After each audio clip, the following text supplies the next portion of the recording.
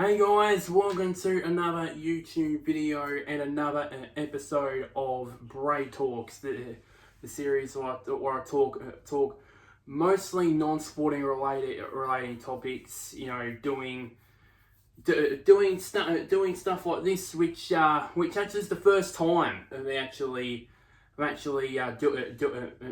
doing this sort of stuff. But normally I'm sitting down just here in my chair. But I'm standing up for this one, and there's a pretty good reason for that as well as I'll get to as well.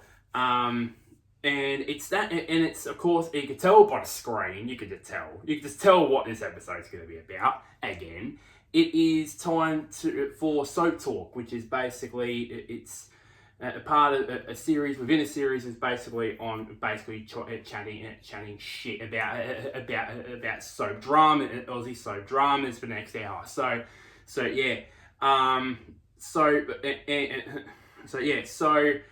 starters, you'll be thinking, as I said, as I pointed out a bit ago. What the hell are you doing? What are you doing? It's something actually different for one's brain. You absolute goober. Well, yeah. So I had this idea for the last week or so about doing this and doing something different. Well, here we go. So I've done this. So I've decided to do something different there. So yeah. So that's it. So what this episode's going to be about. So obviously we're in June, which means we're officially halfway through 2024. So what I am going to talk about is do a sort of a mid-year sort of review into storylines and our character development, how that's gone throughout the course of 2024. 2020 throughout the course of 2024. Sorry about that. So pretty much, so that's what that's going to be about. And possibly some other other things to talk about leading into the second half of 2024. So it's actually part one of this episode. Part two will be about possibly some things to talk about currently as we're going right now with Home and Away, and also Neighbours as well over the next month or so, which is quite exciting there. So as you can see here, we'll firstly go look at Home and Away first of all. So as I bring in my laptop here, let's get rid of that. Get rid of my stand. So let's go look here. So of course here. So this is here back to the bay. This is basically one of my my trusted sources for spoilers and news about both Neighbours and Home and Away. As I said, one of them. I've got loads of them there. So yeah. So this article was revealed. You can see it was all the way back last year with this one, but I've just, as I said, this is a review pretty much of what happens here. So it's through down here because it was all about Remy and Eden getting kidnapped. There was a time where here we go. It's the first one here. So Remy and Eden Mackenzie do survive? Most notably, that's a yes, because obviously with the whole Remy stuff, we all know what happened when it came to Bree, when in the relationship between he and Bree, which ultimately caused them to split at the end of it. But but you can see, obviously, what happened was he got accidentally got run down, then got kidnapped while he was unconscious, which that was a bit weird, but anyways. So you can see there as well. And then afterwards, obviously the long recovery. The absence of those two not only affected themselves, but also affected the band as well in lyric, because Kirby and Theo had to obviously eventually Theo had his issues, so basically the band had to take I don't know if they're still on a bit of a break or they're still together, I don't know, but I know Theo quit because of his mental health, so yeah, as well, but yeah, so Remy does survive, so too does Eden. It took a while for her to recover from that freaking bloody kidnapping ordeal, and then basically and she had basically a whole lot of other things that came her way throughout the course of the first half of this year. Most notably, perhaps this person here, which at the time she was unconscious and in hospital with a freaking heart condition, but has been one of the talks of this season, and that was the so-called affair with Eden's brother Levi. So quite obviously, yeah, it was quite. It kind of left me a bit on the edge of my seat a little bit about, oh my god, how's this going to get out? How are they going to keep this secret? How are they going to do this? How are they going to do that without it, coming out? Eventually, Eden found out about it. Of all things, catching them in a lip lock. Of all things, catching them like that, and understandably so, she was beyond furious, and yeah,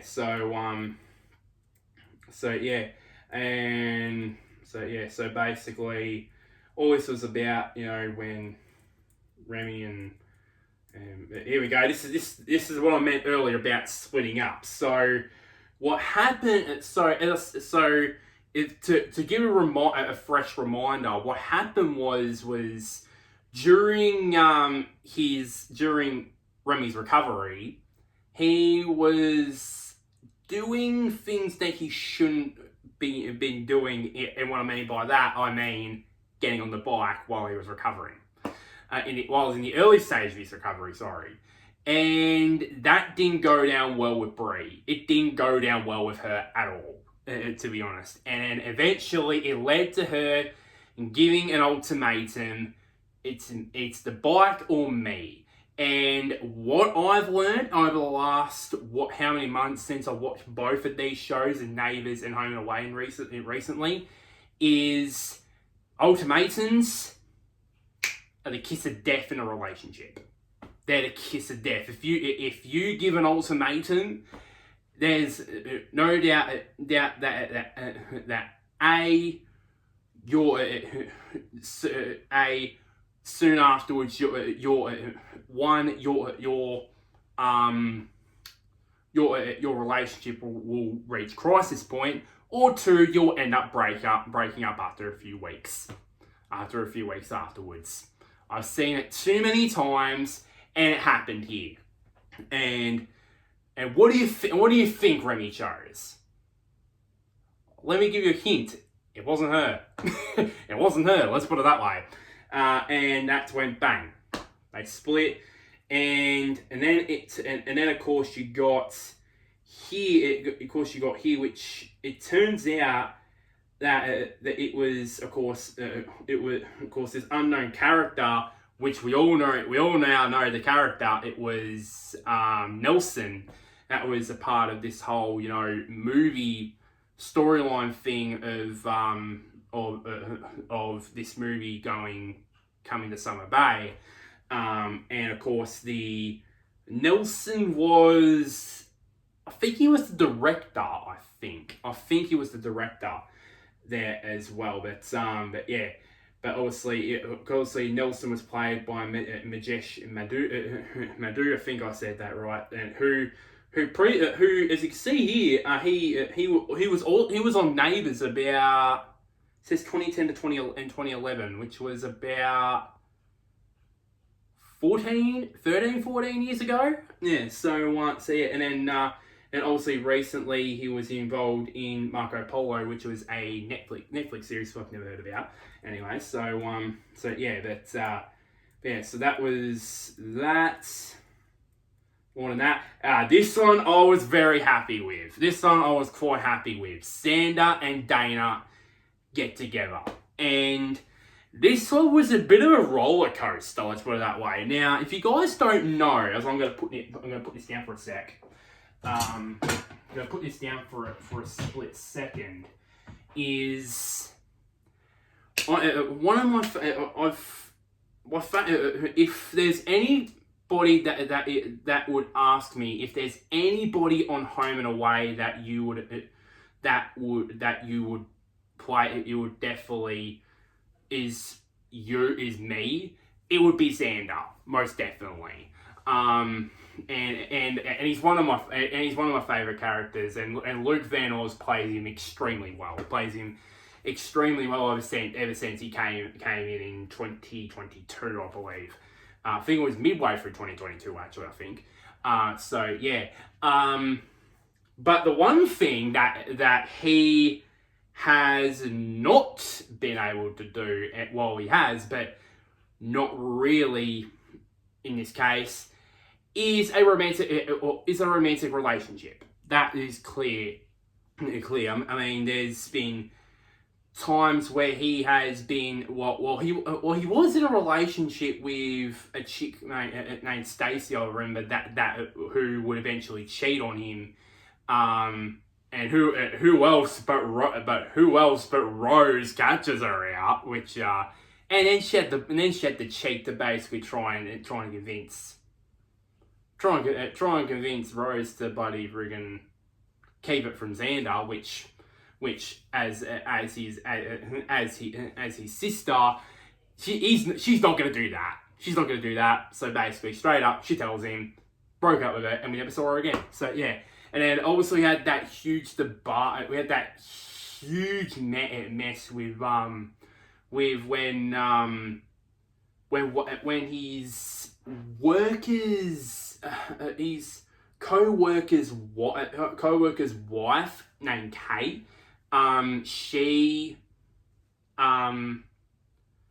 they had this like thing for that seemed like I mean, it took like forever, but it took probably about 3 or 4 weeks, but it took forever, really, and which ended in basically sleeping together, and then basically Xander going, oh, this is not working. Him helping her out with her grief is not working, so basically he's basically cut the cord, and basically haven't heard from and he hasn't heard from her since. So yeah. And then obviously Dana, she's also has her own problems with her relationships as well herself. So that meant that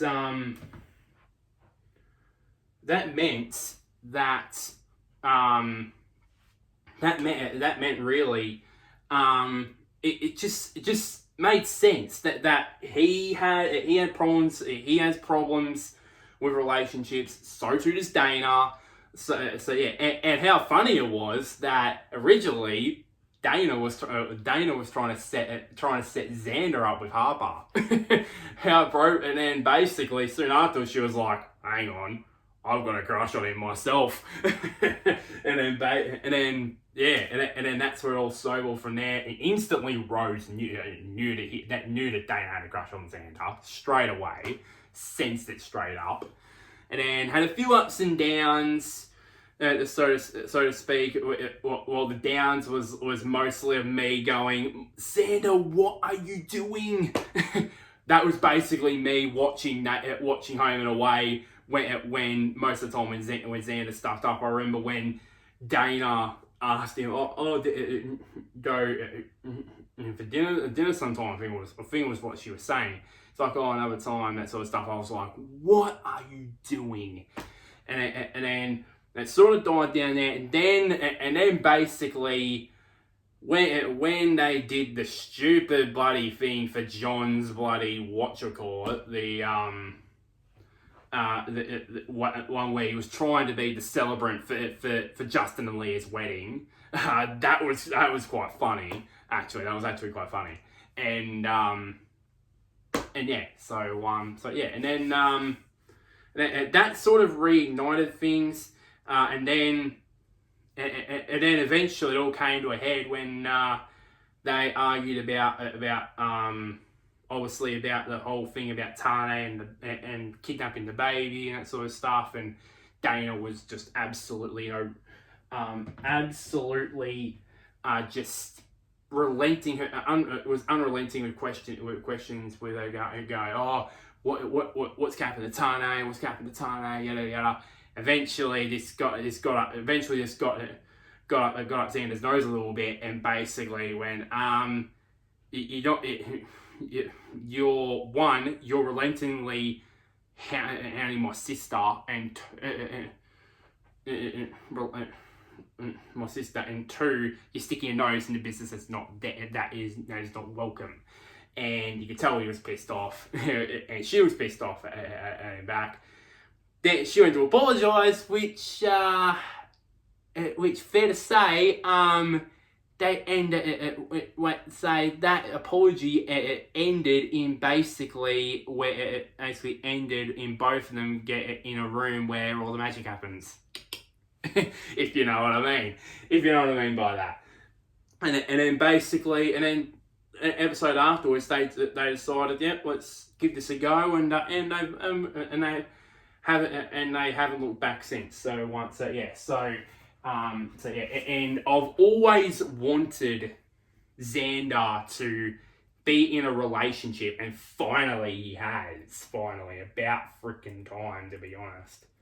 But yeah, and then as you see, Stacey as well decided yada, culminating Shiv as well, and then John gets his job back. That was one of the storylines from late last year, was him quitting from the Summer Bay Surf as the Summer Bay Surf Lifesaving club manager, but eventually he came back to the fold, to be honest, and yeah, so we're not gonna get that. Dana as a lifesaver, let's not get into that.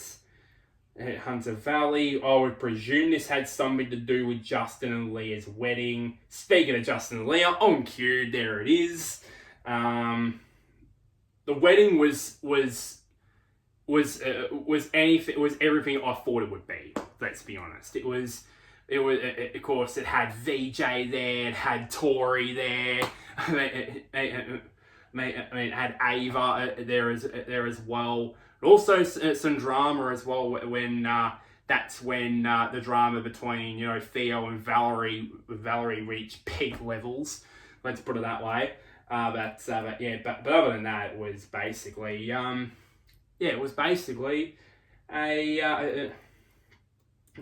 wedding that was everything I thought it would be, and if you guys hadn't watched the last episode, it was revealed then revealed that there's a possibility of a second wedding in 2020 later on in 2024. I'm not going to spoil that video, but go back and watch it. It'll be up there somewhere at some point in this video. While they're about to plan the plan, we should go there. It's basically got all the freaking previous weddings, which I still think this marriage will be different for Leah. I think the previous previous marriages before she got engaged, I don't think that I need to look back. I don't know if it was that long since that long between getting together with that person and then getting married to them. I think Leah and Justin's relationship that storyline started back in 2019, and also they got married now, which lasted in 2020, 2021, 2022, 2023. I think 5 years. Yeah, almost 5. Yeah, over 5 years actually. So yeah, and plus also she was the one that proposed to him, even though he was dying. So yeah, but yeah, so I think I've got this feeling here that this marriage be different than the other marriages that Leah has had. Would it be would it be a long-term marriage? We don't know. But anyways, yeah, Tori returns. We already know that. Yeah, we all know that. Obviously, VJ returns. Unfortunately, Luke wasn't there. Justin heads back to community service. He's now finished it now after all that debacle, all that with that happened last year with Ava and that. Matt Shervington made a cameo, which was obviously a few weeks ago now. Shervo made a cameo appearance as a part of this whole movie storyline thing. But yeah, see there, him and Ray Ma there. Great to see those two in the same shot. Let's put it that way. Formal fundraiser. We all know what that was. That was the whole freaking it had to be. It was the fundraising for this heart condition that Mackenzie had, and eventually went off without the hitch. And what we didn't know at the time was it basically was the start of the whole affair between her and Levi. Pretty much the whole affair storyline. That's when it all started, pretty much.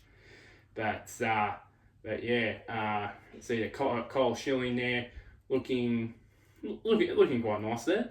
And then a lot of others, and that's just about it for that one. So we just scroll back up here. So yeah, so all in the whole 2024. It's had its moments now. I mean, it's had obviously with the storyline surrounding it had the things. So let me just put that down. Put this down here. All the things surrounding obviously the affair between Levi and Mackenzie. Where is that gonna go in the second half of the season? We don't know. We know that a third Fowler sibling is going to be coming very soon. Coming very soon. We don't know when that's going to happen. The rumors are it's going to be around maybe August, September. Then that's gonna the third Fowler sibling would come, and also rumors that the father the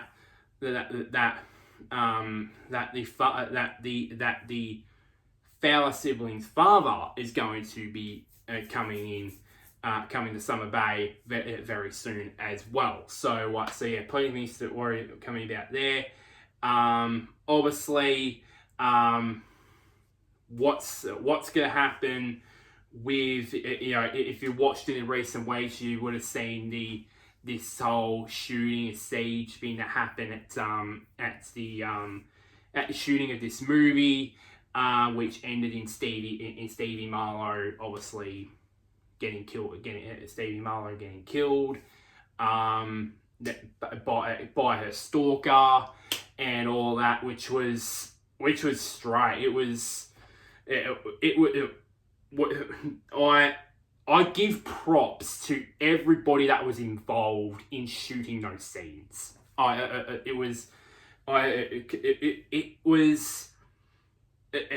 seen drama, but that was over the top dramatic. That whole thing with that shooting, pretty much, and every single actor and every single cast member, every member in the crew did a very good job in producing. Or the crew did great job in producing those scenes. it did a great job in producing those scenes, and it was great. It was the whole thing was planned out, was fantastic. So yeah, and then other storylines as well is Theo eventually gonna come back to Lyric, and all that. So yeah, so it's pretty much all there is, pretty much, in terms of this whole mid-year, sort of review of Like a Home and Away. Now I want to change from everybody's favorite place to go on the beach to everybody's favorite street, Ramsay Street, and in more the case, Neighbours. So this one is quite different. This one is from Radio Times, which is another one of those trusted sources that I've been talking about. This one was this article, which is about the preview, the 10 preview spoilers for 2024. This one, as you can see here, was published 1 minute after New Year's. 1 minute. One minute. And that's when it got published. This one. Which was basically an interview with Neighbours executive producer Jason Herberson, and he released some juicy information at the time about Neighbours in 2024, and so yeah, so what I'm going to do here is go dissect the whole thing here and see what information there is here, and potentially what the others as well. So reading down here, out of all the 10 storylines that was revealed by Jason Herberson here in this article, about most of them have either been done already or in the process of being done right now as we speak. But yeah, barring a few others. So yeah, so basically the first one here, Toadie's heartbreaking choice.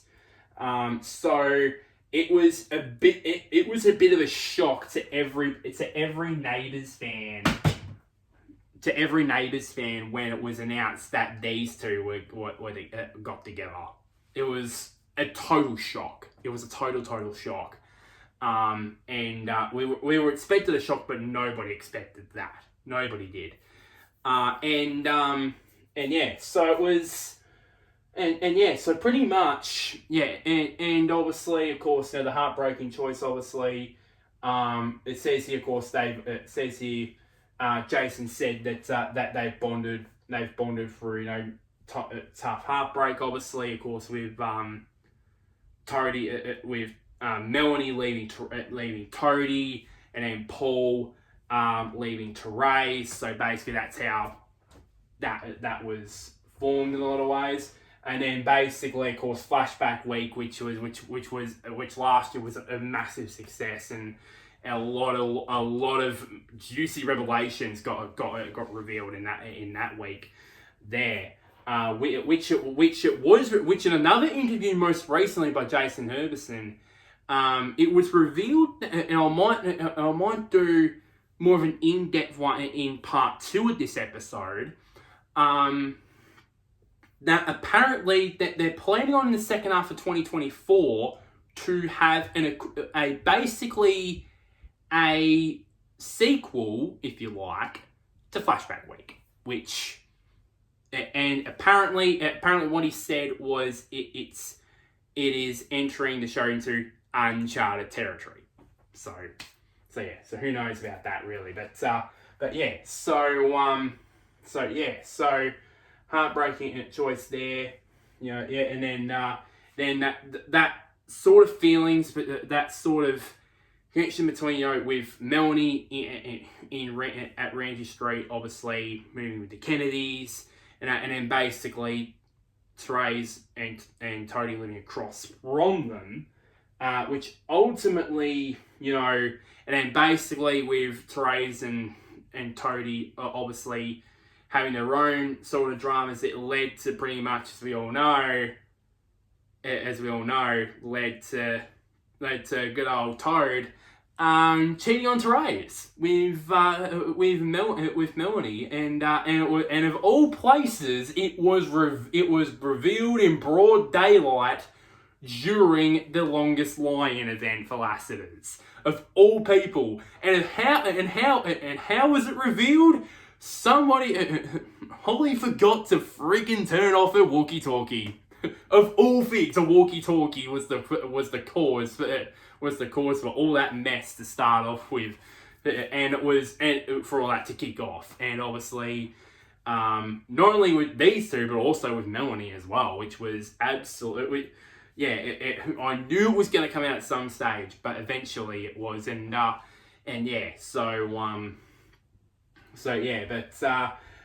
so basically, even though, but in my opinion, I still think at some point, the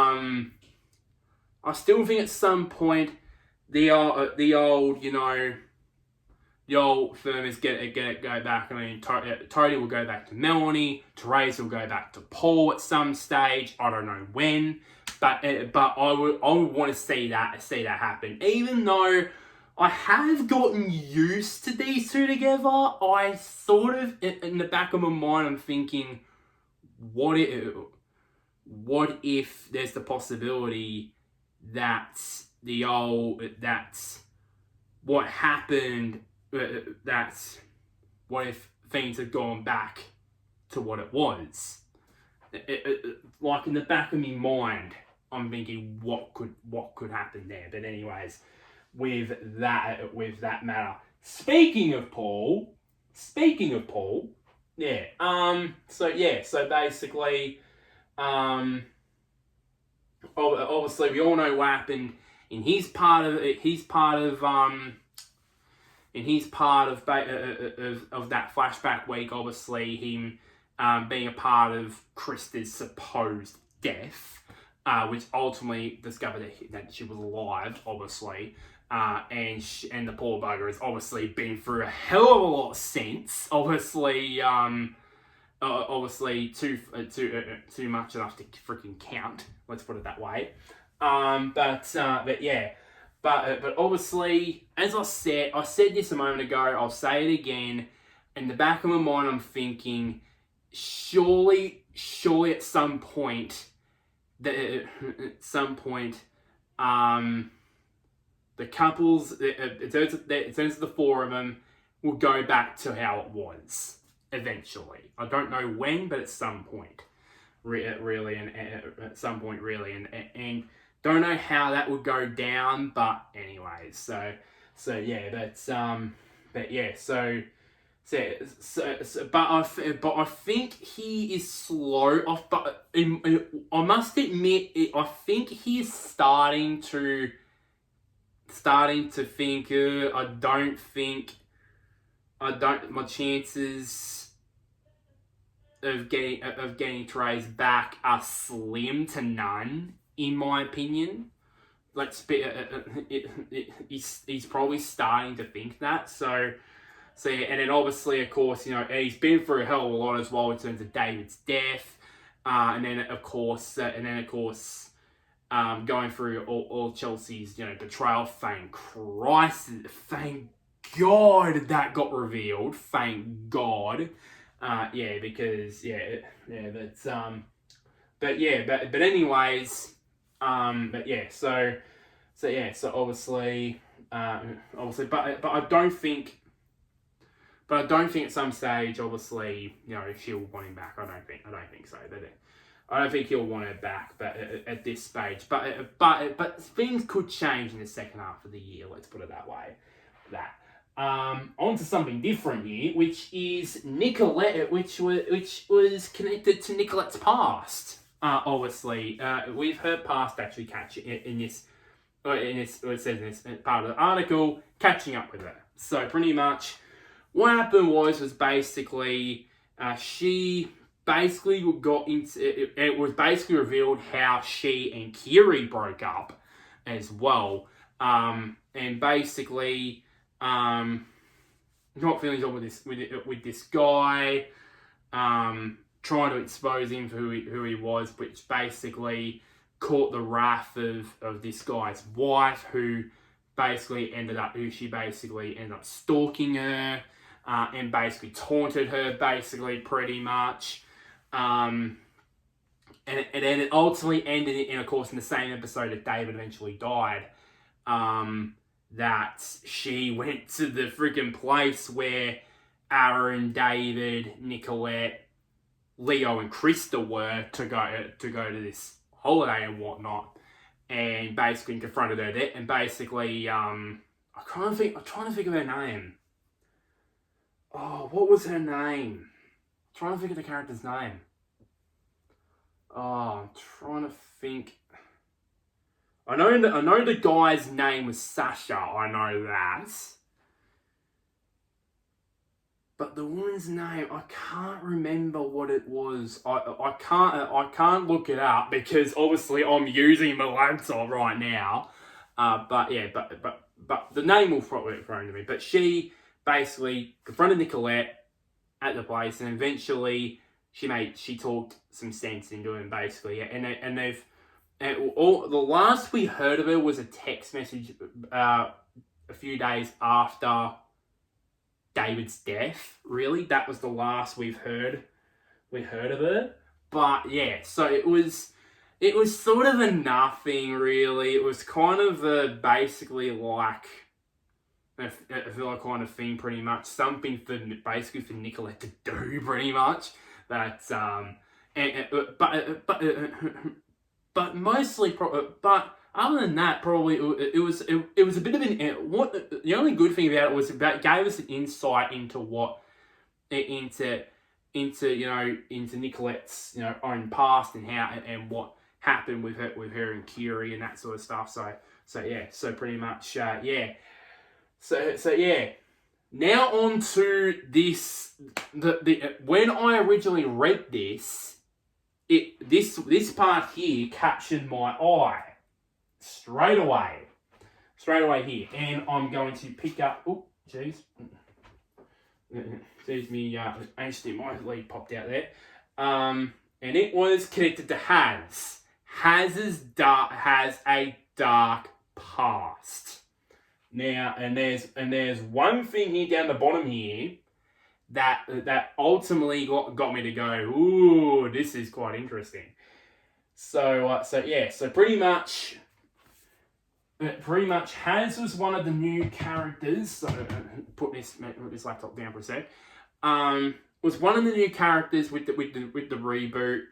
Or one of the first new characters to be announced in this reboot of Neighbours.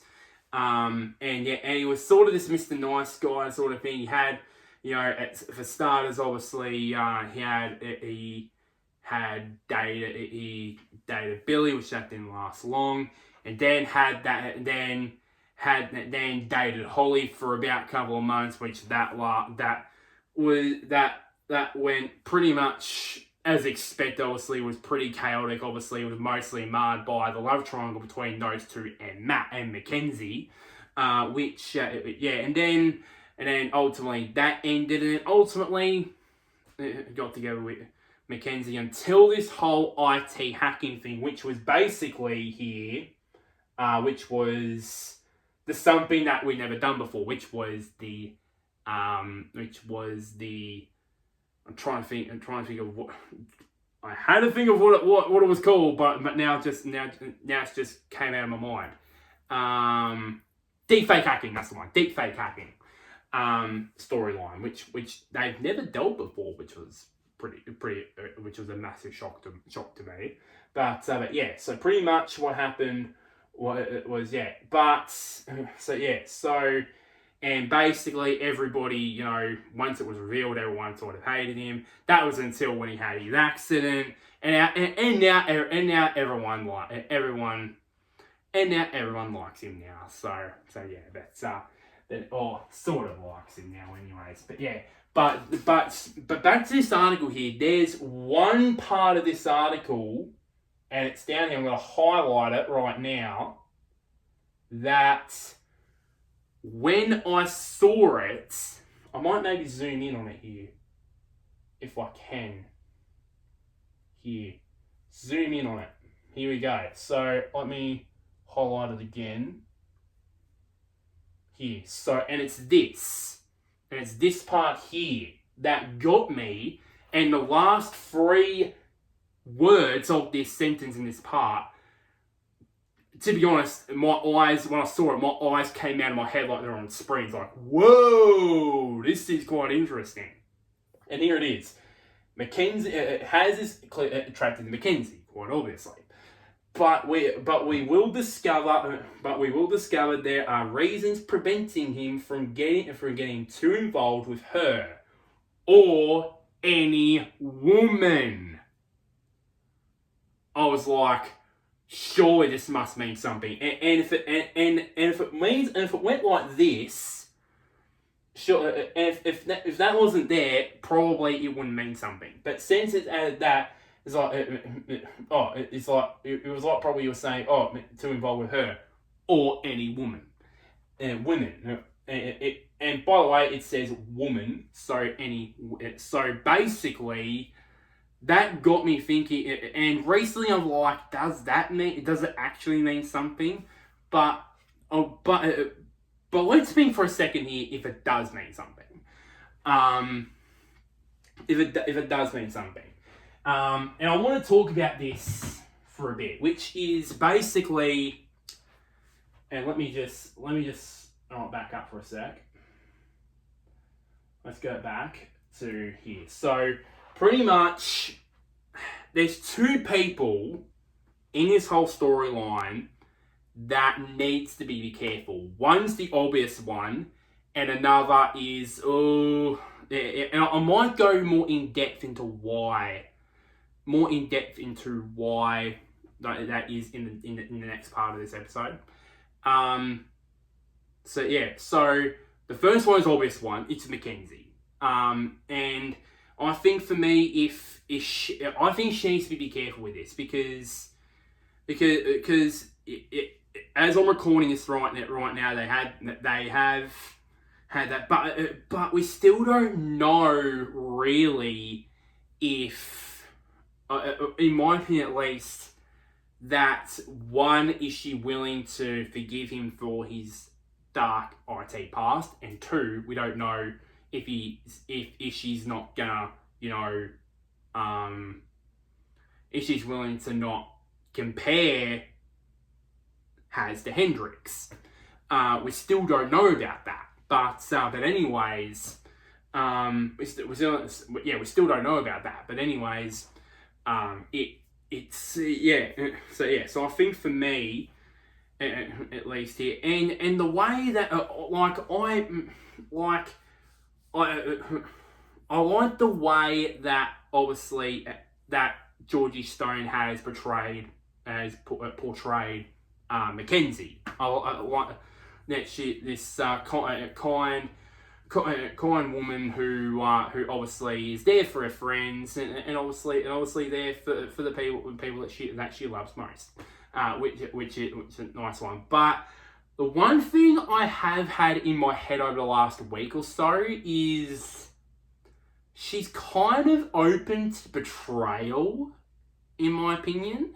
Because I don't know if I got that wrong or what, but I feel like she's accepted to betrayal because of how nice she is, because of how nice to people she is. Not all the time, but sometimes. And yeah, so quite obviously, yeah. So what I'm thinking of here is, yeah, she's accepted to I can't say that word, to betrayal, basically, with that. To be honest, and the second person, you guys might think, oh, that's a bit strange. That this character needs to be careful in this storyline. But if you you hear my explanation, hear me out, then you'll know, you'll indeed, once you hear about it, you'll know what I mean by it. That second person I'm worried about is Holly. Now, we all know what happened in that whole love triangle between her, Haz, and Mac. We all know what happened during the month of December. We all know that. We all know what happened, and it obviously was the catalyst for Holly breaking up with Haz, and then Haz getting together with Mackenzie. So yeah. I'm a bit concerned that in this whole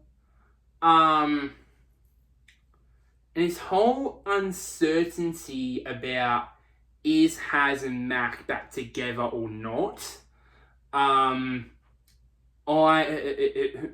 concerned that she's getting a bit too close to this and to this whole thing. I'm not saying that she's. When I say betrayal, I'm not saying that she's going to betray him. She's going to betray her and basically, either her feelings for Haz resurfaces or basically, or I don't know, maybe basically hooks up with Haz behind Mac's back. I'm not saying that, but I feel like she is getting a bit too close here, and too close here, to be honest. Or Mac's relying on her advice, maybe just a wee bit too much, to be honest. That's my opinion. But I think for me, in this case, that's what I thought, and that's what I think previously, and that's why if this whole let me bring it back up for a second. If that's what I've said, if this or any woman thing means something, then I've always said Holly's the obvious choice, because obviously previously dating Haz, and obviously friends and that sort of stuff, and that sort of stuff there. But anyways, yeah. So pretty much, yeah. So that's it. So I will do do more of an in-depth thing into why I think those two need to be careful in this whole freaking storyline with Haz. So yeah. So that's my sort of explanation and sort of things really on that front there. Moving on to the next part, which is Krista and Leo's romance, and this is cute. I mean we've had obviously had, of course, this year we had Sadie and Mac and Haz to get together. Then we had Sadie and Byron get together, which is so cute, to be honest. And now we have this, and of course, obviously,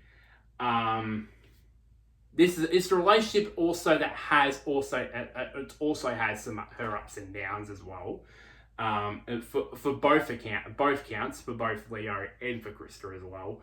Obviously, Krista, quite obviously, as I said, alluded earlier, obviously she's been through a tough time ever since she's first arrived in Erinsborough, obviously, through this whole, thing with Eden, eventually Eden causing David's death, well, not deliberately, but anyways, then her losing her baby because of Chelsea, and then basically, her drug addiction, fell off the wagon in terms of her drug addiction, and then basically, of course, most recently they've gotten back together again. So pretty much it is basically that as well. And then obviously Leo at the moment, well, over the next few weeks, as it's revealed, it is going to go through a bit of a tough time as well, but of his own as well.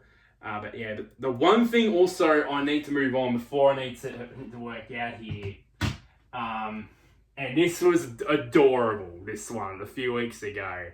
I think all you guys will know if you guys watch Neighbours. You guys will probably know about it. When Abby had this whole thing where she swallowed one of the drugs that Krista was having, which shockingly ended up on the ground. She ate that. Unfortunately, she got sick by it. Got taken to the hospital. And then I remember her. the one thing I remember that is in my mind forever is her saying, Leo saying, "Oh, it's gonna be a bit of a prick. It's gonna be a prickle. It's gonna hurt a little bit." And then she's like, "I want Krista." I was like, "Oh, that's adorable." Every time I watch it back, every single time, I just go, "Ah." Yeah, just yeah, and that just shows the connection that those two have. It is just so cute, so cute. Even more cuter is the connection between her and Leo. So yeah, but it just proves obviously that as time goes by, obviously Krista's becoming more and more that mother sort of that mother sort of figure to Abby. Now that obviously her baby was gone. So I can't wait to see how that sort of ship go. That sort of partnership goes between those two, and then obviously with Krista and Leo, obviously. So yeah, moving on. To Jane and Aaron Rising, that has recently got off the ground, which ultimately ended badly with that wine poisoning, which we still don't know who it is, but I kind of got my suspicions into who it is. So yeah, this one's another big one. Mike returns, and so do other old faces. And one thing also, I didn't read this properly until like a few weeks ago. It says here that not all returnees are from the distant past, and there's been a hell of a lot of returnees that have just been announced. Well, a couple more have just been announced over the last week or so. One of them actually was announced a couple of hours ago as at the time of this recording. So obviously, yeah. Which that will be revealed in the second half of this episode. But I can't wait. We all know that Guy Pearce is, he's got a busy schedule, but I like the fact that he is committed as all hell for this whole storyline with Mike and Jane's, love story, and trying to keep that alive. I respect him for trying to do that while he's maintaining a busy schedule here. But it says here that not always from the distant past. Obviously, these returnees. Some of them came back from that longest lie-in. Most of them came back for that the Aaron Rising opening. So yeah, but I can't wait to see Guy Pearce back on there at some stage, and obviously have obviously Jane and Mike have that wedding, which we've been so longly wanting, to be honest. But yeah, moving on from that, we got the JJ's father storyline. So pretty much, eventually it was revealed that obviously that Felix was JJ's father. Everyone suspected that it was Andrew at some point. Turned out it wasn't. And pretty much, yeah, it turns out that it was Felix at the end of the day. And that whole storyline as well, I wanted to see how this all would go down. And which lasted pretty much, it all started, I think it was at the start of November, I think it was. And and it ended most recently. I think it was in April. So it went for about December, January, February, March, about 5 months. This whole storyline, and for us to figure out who this father was, it turns out it was Felix, Andrew's brother. So yeah, and the one thing which ended in this storyline, and I don't see this storyline ever coming back, was what Andrew said after this whole, when when he took JJ to see Felix in jail, which he said, which Felix said, I don't want to be a father, yada yada, and then basically arrived back on Ramsey Street, and basically him, going Andrew, and Wendy asked him, how did it go, and that sort of stuff, and yeah, it all went well, and it didn't go too well, and I like the fact that the ending of this, he said, and this was sticking in my mind for a long time with this whole, in terms of this storyline. He said, something on the lines of, I may have lost a brother, but I've gained a nephew. That is great. That was a great line. A very great line. And Will Lloyd presented that very, very well, to be honest. And he's going to have a lot more drama to deal with in the coming weeks, by the way. So yeah. The Dr. Pooper storyline, which was freaking hilarious. Of course it ended with Carl, obviously. Obviously Carl had to be the one that did it. But, oh wow, this whole thing was freaking funny. This whole thing, obviously, Alan Fletcher has done a fantastic job with this storyline. It's still pretty much ongoing, obviously. Eventually, they find out who the real Erisburgh Pooper was. But anyways, but it wasn't him. But it turned out a lot of people thought it was him, but it turned out it wasn't. So pretty much yeah. So it was but not much to report on that front, really. It was a really funny storyline, as it was. It turned out to be true. It was quite a funny storyline. It was, let's put it that way there. And finally, we got something which I think it hasn't happened yet. I don't think it hasn't happened yet. This whole wedding mystery. So it said here. So I'll read this here. It says that without saying who or when or even whenever there's a happy ending, we can confirm that at least one couple will walk down the aisle in 2024. Anything can happen at an Erinsborough wedding. Some characters will be happy and harmonious. Some always find themselves in the midst of a crisis, and some just keep attracting trouble. So who that might be, the most obvious one, it's obviously Jane and Mike. It's the most obvious one. But if it was Jane and Mike, but I found myself saying, if it was Jane and Mike, wouldn't that be the headline with that last part of that article? So I don't think it's them. Any other couples? I think Mac and Haz, that's too early. Sadie and Byron, that's too early. And other than that, there's none other options really to go by. Pretty much, there's no other options really, other than those two, or three if you count Jane and Mike. But anyways, this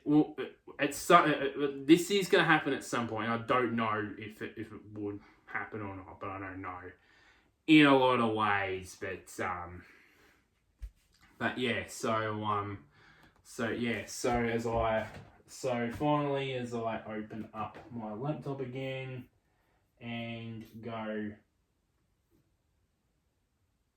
and scroll back up. There we go. No, scroll back up and close it down. So there we go. So so on the whole, if you guys were to ask me which has been the better show in 2024, Neighbours out of these two, out of Neighbours Home and Away, to be honest here, I think Neighbours is in the pole position. I think because their storylines are a hell of a lot more interesting. Yes, I believe Home and Away has had interesting storylines over the first 6 months of the year too. But I think for me, Neighbours had a lot more interesting ones like David's death, The Longest Line, Krista's what happened with Krista's baby, the deep fake hacking storyline, and even coming up as well with the wine poisoning. I mean, and there's a whole lot of other storylines which in another interview that Jason Nervison did, which came out over the course of this past weekend, that was revealed into what was thereabouts. But anyways, so as I said, I think for me at least, out of these two, who's been the best out of these two, I think it's Neighbours, because in my opinion, at least, it's had a lot more interesting storylines and character development and that sort of stuff. So anyways, so I think that's just about it really for this video. Really, on that front. So like this video, share this to anybody who's a Neighbours or a Home and Away fan. Comment down below. Have you liked this this format of BRAYTalks? Do you want to see it more often? Don't worry. It's going to be back to the normal in part 2 of this episode, with me sitting in my wonderful black and red chair. Wish it wasn't black and white. But anyways, but anyways, so yeah, and then one last thing, somewhere down there,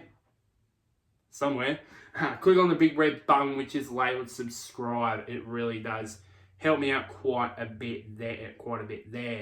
But until next time, guys, I'll see yous all later.